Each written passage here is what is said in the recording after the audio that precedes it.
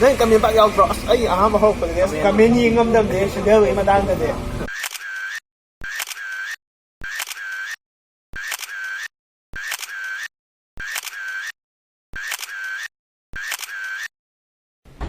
Hello guys, I'm Ngashigi kangleipak na viewer member taram no chari. Ngashidi akhoi channel je haidi mayam nu sibiduna tapna sum 30k sure e 20k phagi the kuidre phagi ba kuidre am thu na 30k sune ba I khalu de duna kamai video namjige khochige plan am ta de khalu da ba hai tare asiam thu na gi 30k cross tawra ni ha ba ge aduna mayam na use my nuksi biduna support tawbiba aduga I asoiba angangbada haidi mayam na suggest tawbiba tapir ko khopirek pa adui da mukta mayam adu matik haninga letena thagachari. Thank you so much makata na smile dum support tawbiyo aduga aina si level yo sum tam si level yo je haide ising na haita de mayam ge haide suggest tu gi matungina ne haide ai pura zero knowledge ta ine si hore ijai kem khamna te haide phone ama pairaga hoi hajik su phone de dum nami ko phone ama pairaga phone ama pairaga video panam na namaga edit kabok to ga sum ai wakhal sagal laga si edit chapter di si faja dong mal smai to de katang yembu nungai dong mal le sum ai wakhal hapchara tawra sum lakpa hoi asoiba mayam am yor me ohoba mayam yor me gi video mamangi video mayam da duda akhanga hi mayam am lai ri de ko akhanga hi mayam jina asnangi je si apchalo nangi sum ai tok thalo nangi je si jina katang hele si jina katang wa le adai sum tapre ko suggest sum tawbra paduna ina ngasi si yor pone si 30k subscriber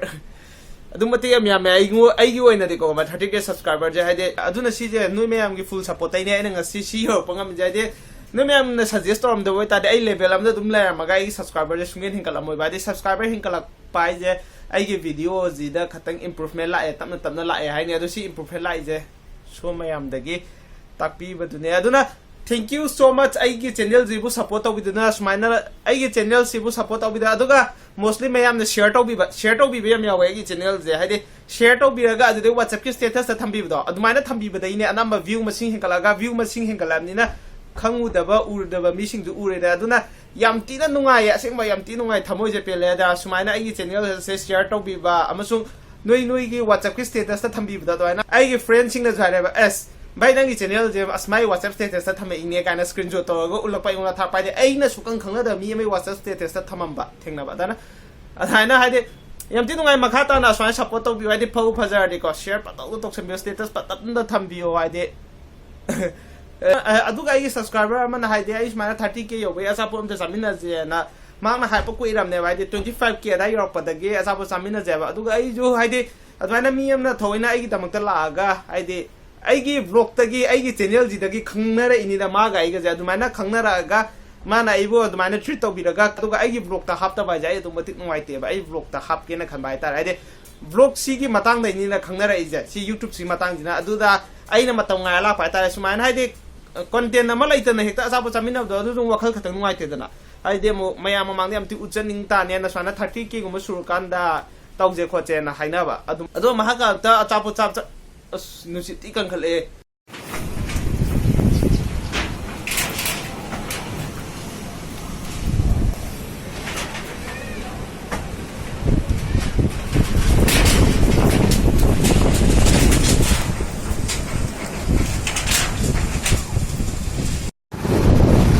dukan thung lonjan na ta nga tangin fitu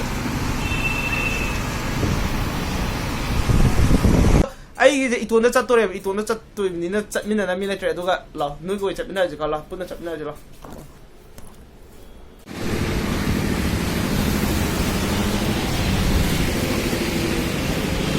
yu de loi bage samju tu le do samje ju thi phang re hadak re samje kam tare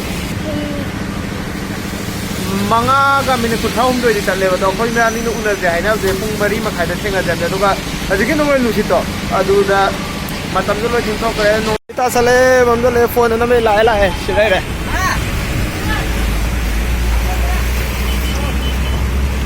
ya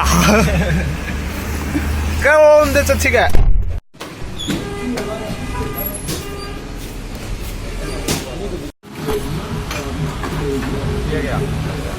ai cái mấy tay rồi cái nó ta ba cái nó ta ba sa nó ta ba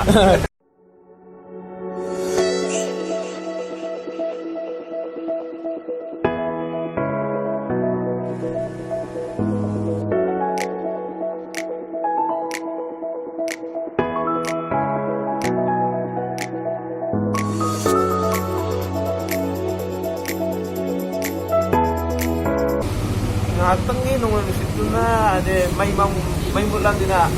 kaya so restaurant kaya so na si pangida restaurant singa hum to da pangida singa kai mo to sarpon kanoge agi Asian Bowl yi mathak lai ba agi welcome no ma kai si welcome ha ni wing amre si kero kai santung khaya ba da santung khaya ali mai manaki do si da ta le ba pham de si da live nga le ade blogger ni na ko live nga mo pham si da ba ya da ba da le how ba thi de ba phai de order tau bre sa pun ngai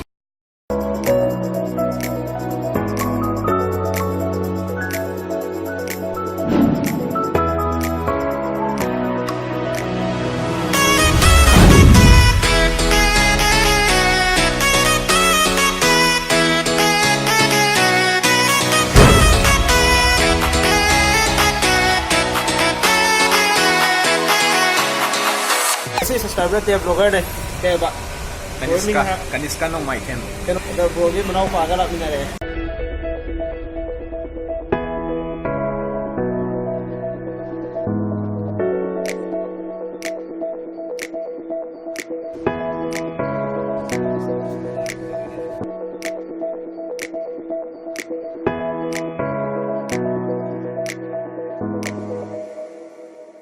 na video matang da haini mulai da ai dai fitness ki matang kya khangdam ni na ko ai dai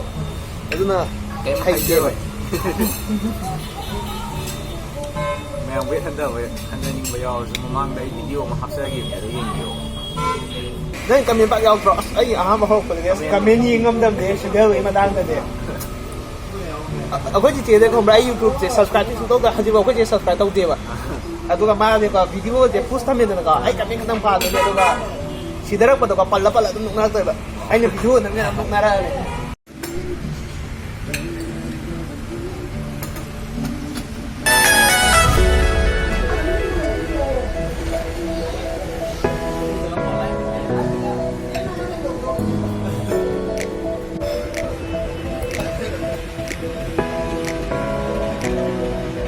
ai matam sang doi taw ne ba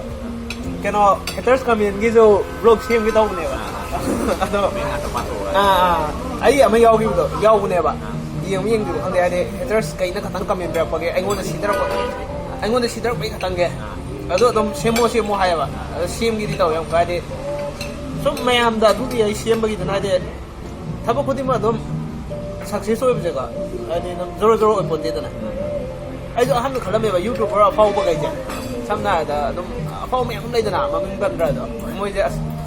moi de dum khor pa ma la de kanam ta na da na sida ba khota ba kam pi da ba khota ba da dum khal le bai wa khan da ado moi dum anau ba an ngai ge hok ba video gai da yeng ma da moi kam yeng no sum pa ba da sida ba dum yaw lai me ba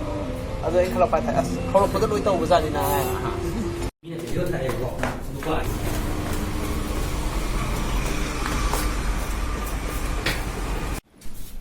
guys adu ko khamra mahaki du channel amalem ne hiding isa wari san abde na khangam ne adu mahaki channel maming do hydra channel do sila sida lai jare mahaki channel adu mahaki video kam video thagali na amtan khamra akoi isa fit oi be matang da adi isa video phajaba yam tina explain da video do khari am ne adu si channel ji da changa ga dum search to be do kai ma video je phajara ga di nakoi na pam be yaw ga di share to be adu mahaki channel ji subscribe to be mo adu comment feedback adu nakoi na pam mong da dum to be mo mahaki channel da lastly amko mong mayambu thank you so much kaimta khangjada kaimta hijada ba aibu nungsibiduna asumna wangna sum thangka pe da makta haidi yam tin nungai adu na khoina ai video share to biba like to biba subscribe to biba suggest pi pa feel de pa makata na sumaina adum support to bia la o mayam puna chatmina je adu ai pandam ai wakal ai asa khara dilai je YouTube sida do kayo mang ngam magadi hara age ngam draga na dum lai jagra sano haide wa hana nganga ga ngam data di haide wa ngam utale ba de keno do ina tong ba ta action do ina tong ba duna ne ado ngasi gi na mutate vlog ase matang si lotion jar ge bye bye mathai vlog lang tri mo mayam puna kainer si ko sana leba kangleipak na ti ta kai dana sunna dum lai mo am kong thing na di je khoi puna soi dana yai fa re